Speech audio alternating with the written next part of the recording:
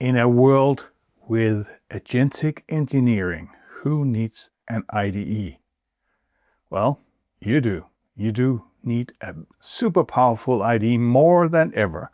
One that integrates your agentic engineering and one that can help you review the code that comes out of your agentic engineering task. I switched to CLion recently for exactly that purpose. I wanted to try an IDE that people claimed was better at the AI thingy, and it turned out that nowadays that is not important for me because I just do Claude code from the command line. But what I do a lot is diffing files. I'm looking at what exactly did Claude code do to my code base. And yes, to throw that away, include that. Ooh, that should be split in two, and so on and so on.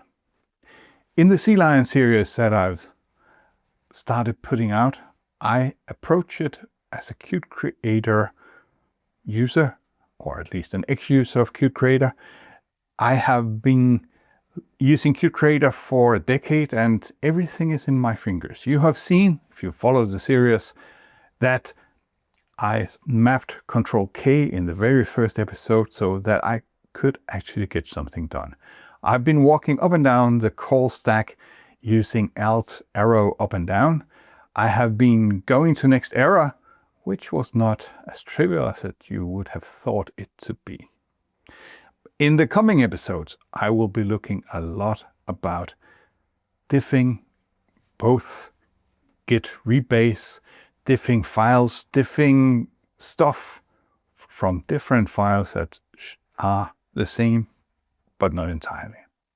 So if you haven't followed along already, maybe you should give CLion a try and watch the back catalog of the episodes that will get you up to speed.